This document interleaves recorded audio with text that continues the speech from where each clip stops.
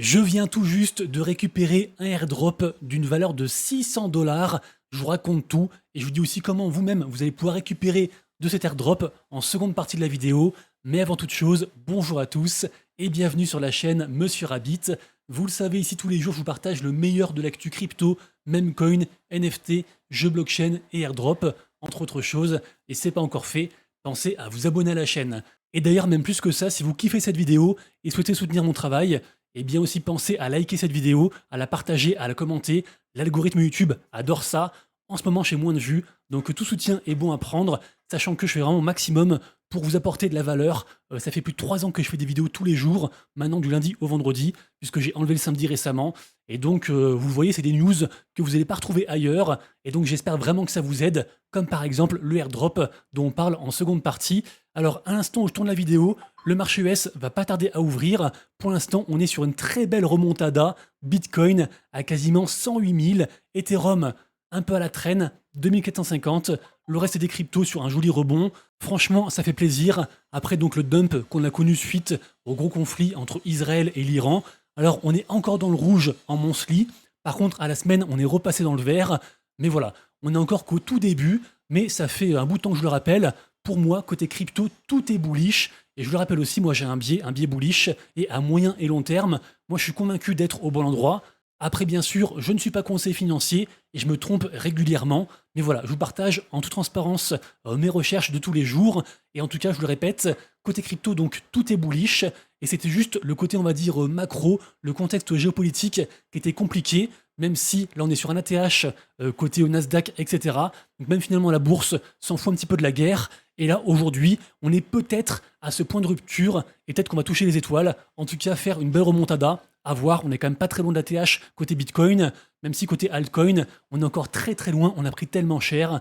Mais voilà, écoutez, peut-être que l'été sera plus vert qu'on ne le pensait. Affaire à suivre, et donc on verra tout à l'heure à l'ouverture US comme je disais. Je vous l'ai pas encore dit, mais la vidéo du jour est réalisée en collaboration avec le média Cryptonaut, et je le rappelle, c'est un partenaire de longue date de la chaîne. C'est un site d'actu donc quotidien, dispo en français, je le répète, 100% gratuit, et dessus donc vous retrouverez pas mal de choses, y compris donc les news, mais aussi des conseils, des guides, des fois des pré-sales, les tendances des projets actuels, les futurs projets, bref, il y a plein de choses dessus. Je vous invite à aller faire un tour dessus. Ça soutient également la chaîne et vous retrouverez le lien de Cryptonaut juste en dessous, en description et en commentaire épinglé. Ensuite, deux news côté memecoin, puisque vous le savez, les memecoins ne connaissent pas la crise et tous les jours des milliers de memecoins sont créés, certains explosent, un pourcentage bien sûr très restreint, peut-être 1 pour 1000. C'est le cas par exemple aujourd'hui du Solami qui nous fait un petit plus 11 000%, bravo à lui, mais pour la plupart, ces memecoins vont à zéro et donc attention à vous.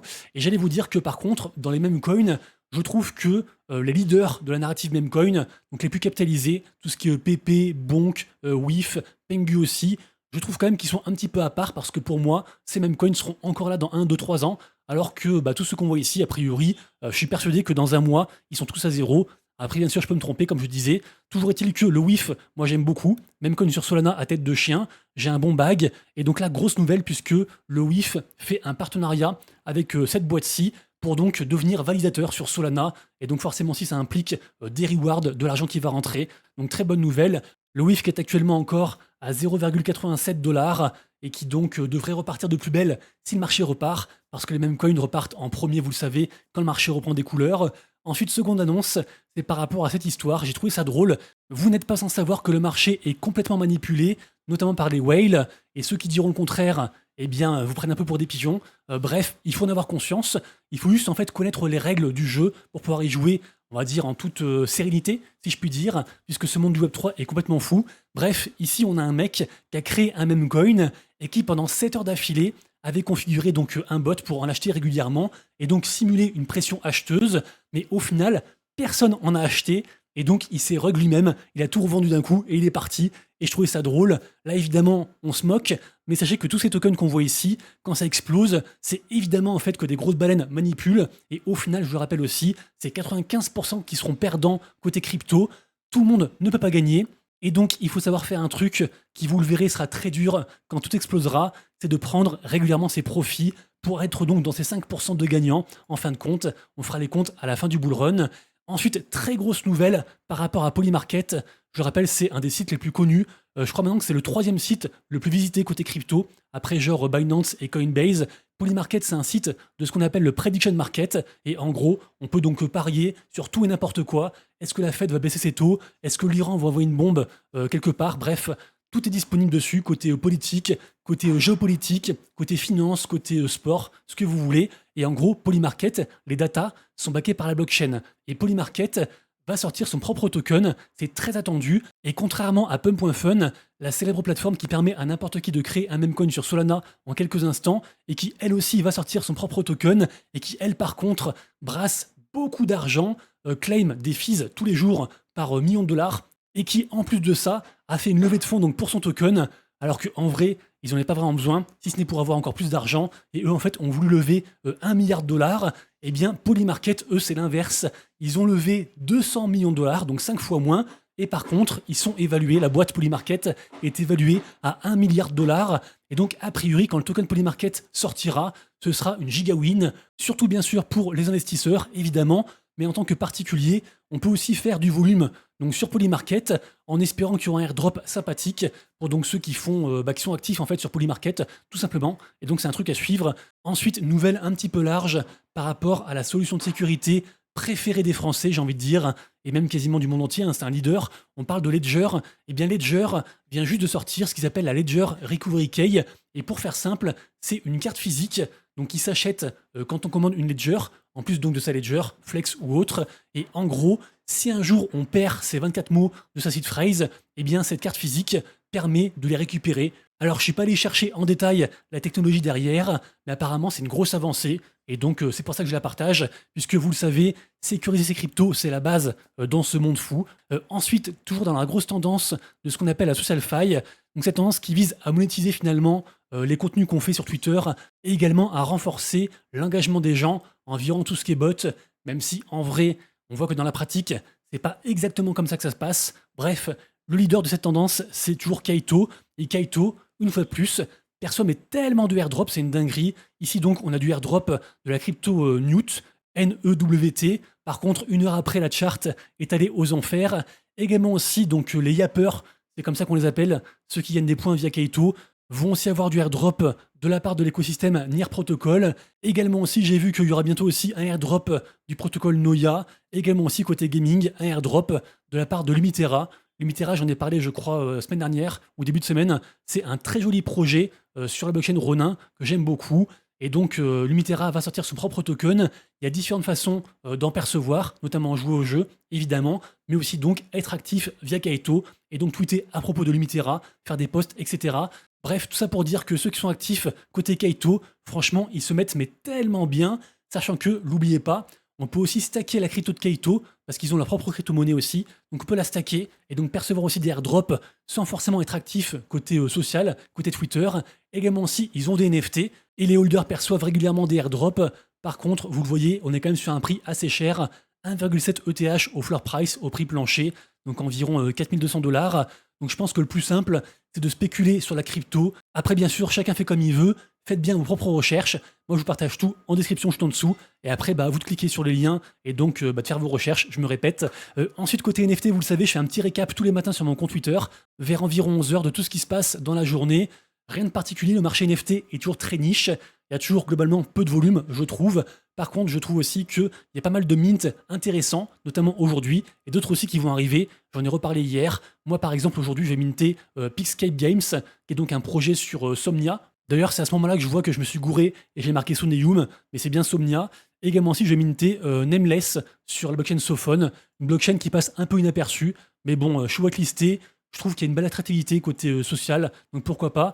Je vous le rappelle aussi, il y a un airdrop à farmer sur OpenSea, donc la marketplace NFT la plus connue. Pour ce faire, puisque OpenSea a aussi intégré les crypto-monnaies, il y a différentes quêtes à faire régulièrement. Ces quêtes apportent de l'XP, et ça peut être par exemple de swapper, d'échanger de la crypto sur telle ou telle blockchain. Et donc voilà, je vous conseille de le faire. Également aussi, bien sûr, souvent, c'est de minter un NFT sur telle ou telle blockchain.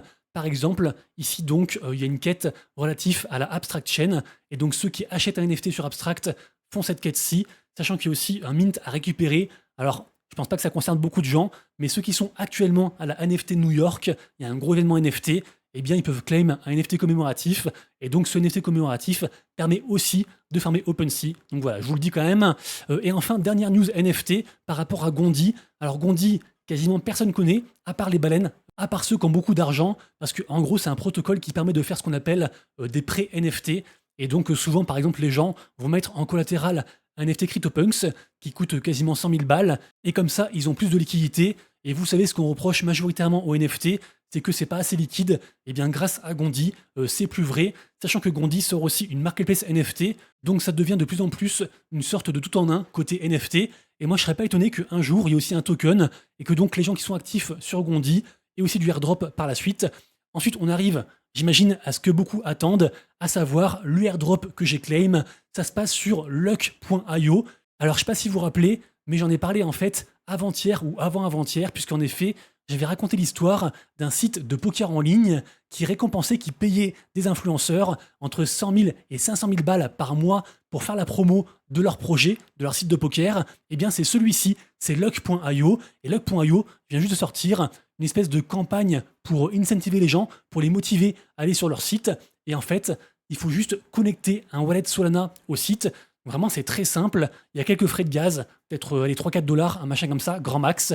Puisque vous le verrez, il y a 2 transactions à faire. Il faut aussi créer un Vault. Alors évidemment, je le répète aussi, dès que vous vous connectez à un site, il y a toujours un risque. Moi, je l'ai fait, j'ai eu 0 souci. Mais voilà, je préfère quand même vous le dire. Même si le site est reconnu et que moi je l'ai fait et que tout va bien, il faut toujours savoir que le risque zéro n'existe nulle part. Bref, Luck.io, donc vous connectez un wallet Solana, vous acceptez les 2 transactions qu'il vous propose. Ensuite, donc, suivant votre activité sur Solana, vous aurez une allocation. Et en gros, cette allocation est basée aussi sur un système de loterie. Donc moi, par exemple, j'avais différentes box qui défilaient entre, je sais pas, 500 balles et genre 2000 balles. Et au final, j'ai une box à 600 dollars. Ça, c'est la première étape. Ensuite, on vous demande de déposer au moins quelque chose sur la plateforme. Et ben moi, j'ai déposé 1 dollar et ça marche. Même quelques centimes, apparemment, ça marche aussi. En gros, voilà, donc vous faites ça, vous déposez un peu d'argent, 1 ou 2 dollars, peu importe. Et ensuite de ça, vous allez avoir donc tous les jours une espèce de tirage au sort pour pouvoir claim un pourcentage de votre allocation maximale. Par exemple, pour moi, donc j'avais 600 dollars, et on le voit ici, il me reste encore 480 dollars. J'ai pu claim directement 120 dollars. Là, ils sont donc sur mon wallet Solana, hein, c'est fait, c'est réglé. Et donc, ça équivaut, je crois, à peut-être 20% de l'allocation. Donc, j'ai eu de la chance, du coup, sur le pourcentage daily que je peux claim, sachant que demain, donc, je pourrais refaire la même chose, et donc reclaim un petit pourcentage. Par contre, j'étais très actif côté Solana, et donc j'aurais pu avoir une allocation plus grande de base. Mais écoutez, on va pas râler, c'est de l'argent gratuit d'Internet. Vraiment, c'est la définition même de l'argent gratuit magique. Et donc, très content. Donc pareil, je vous conseille de le faire, évidemment. Ensuite, une fois donc que vous avez claim votre allocation et votre pourcentage daily, vous le verrez ensuite, il faut donc withdraw donc, sur votre wallet, ça prend 2 secondes. Et ensuite, il faut aussi bien penser à unwrapper ces sols, puisque en effet, on withdraw des sols wrappés, entre guillemets enveloppés, et donc on les désempaquette finalement sur un onglet qui se trouvera, vous le verrez, en bas à droite. Si vous avez des questions, n'hésitez pas à les poser en commentaire, et sachez aussi que si vous avez 0 activité sur Solana, vous aurez au moins 5 dollars offerts, et donc ce que je vous conseille à ce moment-là, c'est de ne pas withdraw tous les jours, sinon vous aurez trop de frais, et au final vous n'aurez rien gagné. Donc juste, vous claimez votre allocation de base, puis ensuite, vous claimez les pourcentages daily, et une fois que vous êtes à 100%, eh bien à ce moment-là seulement, vous ferez un withdraw pour payer une seule fois les frais. J'espère que c'était assez clair. Rapidement ensuite, par rapport à ceux qui étaient sur le projet Moonveil, le airdrop, enfin le wallet shaker est disponible. La crypto arrivera dans 2 jours, le 27 juin. Moonveil, c'est quand même un gros projet gaming. La crypto mort est assez attendue. Et en plus, ce sera disponible sur Binance Alpha. Ici, vous avez la token économie. Donc projet assez hypé. Moi, j'ai pas fait la campagne du airdrop, mais pourquoi pas. Prochaine campagne du airdrop par contre qui arrive très bientôt. Je vous l'ai dit hier, on rentre dans la saison 0 de Monsters, donc une sorte de projet gaming, un mix entre un Pokémon et la tendance des agents AI. Et pour faire simple, pour la saison 0, il n'y a pas de jeu en fait, c'est juste une espèce de campagne de social farming, pour faire simple. Et donc je mettrai un lien en description, vous avez juste à poster du contenu sur Monsters, même sans être holder de NFT, parce que ça coûte quand même assez cher, c'est genre 0,50 ETH pour du coup ces NFT-ci, qui apportent également bien sûr beaucoup de points, également aussi qui feront des airdrops de différents tokens, puisque le jeu aura 3 tokens, un par élément, donc eau, feu et terre. Bref, ça c'est payant, mais la partie social farming de la saison 0, elle, est gratuite, et donc n'hésitez pas à la faire. Je le rappelle, on a tout de même Saigar, qui est advisor de ce projet, et Saigar c'est le meilleur dev Web3, En tout cas, c'est ce que les gens ont l'habitude de dire. Et donc, ils bossent très proche de la team Abstract, de la Abstract Chain, et c'est sur cette blockchain. Et d'ailleurs, je vous précise qu'il n'y a pas que les campagnes de Play to Airdrop pour gagner de l'argent côté jeu blockchain. On peut aussi faire du contenu sur différents jeux, notamment le plus simple souvent, c'est de streamer des jeux. Alors, il y a quelques jours sur la chaîne, je vous parlais aussi d'un Twitch version Web3 qui récompense à la fois les viewers et les streamers. Également, si vous le savez, sur Abstract, il y a un côté streaming qui est très présent. Et donc, les gens aussi gagnent de l'argent en streamant avec les tips des personnes, avec des projets partenaires et pas mal de choses. Mais également aussi, certains projets, juste, peu importe où vous streamez, récompensent ceux qui font plus de vues, ceux qui font plus de contenu. Et par exemple ici, on a un streamer sur le jeu Maple Story Universe, un jeu dont je parle souvent, qui est sur Avax et qui marche bien, qui a d'ailleurs quelques dramas par rapport à différents bots, et aussi un très récent, puisque en gros, on a un des mecs à la tête qui vient tout juste de démissionner. Donc on verra si Maple Story arrive à perdurer, mais pour l'instant c'est quand même bien parti, et sa crypto AnyXPC est bien parti aussi. Bref, Maple Story récompense les meilleurs streamers, et celui qui a terminé premier vient d'empocher 70 000 $. Donc franchement, bravo à lui. Alors il a streamé beaucoup d'heures de jeu, mais écoutez, en 2025, on peut vivre de sa passion, on peut vivre du streaming de jeux vidéo, notamment côté Web3, et en plus c'est sans parler bien sûr des récompenses liées à Maple Story, puisque donc il y a aussi une campagne de Play to Airdrop à l'heure actuelle. Et d'ailleurs aussi, en parlant de jeux qui rapportent de l'argent, est-ce qu'il y a encore des gens qui jouent à Gods Unchained? Gods Unchained, c'est un jeu de cartes qui est toujours là, et donc là on arrive à la Battle Pass saison 4, pour ceux que ça intéresse. C'est un peu une sorte de Magic, pour faire très très simple. Et je le rappelle aussi, la team de Gods Unchained, c'est la même que celle de la blockchain Immutable X. Donc potentiellement, je pense que tant qu'IMX existe, et a priori, ça va durer encore un petit peu de temps, et bien Gods Unchained existera aussi. Et donc Gods Unchained récompense les gens avec des cartes, leur token Gods, etc. Mais je connais personne qui y joue encore. Et donc appel à la commu, vous le voyez, très peu d'interaction. Mais un peu comme pour Axie ou comme pour Stephen, il y a beaucoup moins de gens qui y jouent, mais ces projets sont toujours là et délivrent. Donc rien que pour ça, ils méritent, je pense, du respect. Rapidement ensuite, parce que je crois que la vidéo va durer 1000 ans, le jeu Wilder World, qui est donc une sorte de jeu type métaverse, un peu, j'allais dire, presque GTA, j'ai envie de dire. Bref, il y aura des playtests qui vont arriver dès le mois de juillet. Alors ce sera un early access très restreint, mais donc pour ceux que ça intéresse, sachez que Wilder World a levé beaucoup d'argent, et je crois aussi avec des boîtes comme Microsoft. Peut-être que je dis une connerie, mais je crois que c'est eux qui ont levé pas mal d'argent par ce biais-là. Bref, a priori, il y aura aussi, je pense, des NFT ou un token, en tout cas quelque chose pour donc gagner de l'argent. Et donc ça peut être intéressant, si vous kiffez les jeux métaverses, de commencer dès maintenant à vous renseigner dessus, pour donc être dans ces playtesters du mois de juillet.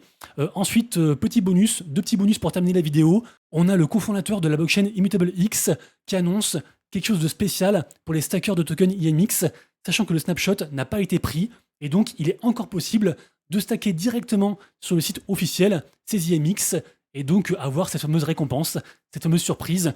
Et enfin, dernière info, est-ce que ça vous intéresse de devenir l'heureux propriétaire, ou pas d'ailleurs, de la boîte Dogami? Dogami, donc, un jeu où, entre guillemets, on élève des chiens, un jeu Web3, qui est quand même en partenariat avec Ubisoft et aussi avec Animoca Brands. Dogami qui est clairement dans la sauce, qui a donc des NFT, un token, pas mal de choses, et Dogami qui cherche un repreneur. Donc voilà, si vous avez un peu d'argent, si vous aimez les chiens virtuels, pourquoi pas, mais a priori, ça sent quand même pas très très bon pour Dogami. On arrive à la fin de la vidéo, j'espère que ça vous a plu et que je vous ai apporté un petit peu de valeur. On se retrouve dès demain pour une prochaine vidéo, et d'ici là, comme toujours, prenez soin de vous, de vos proches et de vos wallets. BTC à 108 000, c'était Monsieur Rabbit, ciao.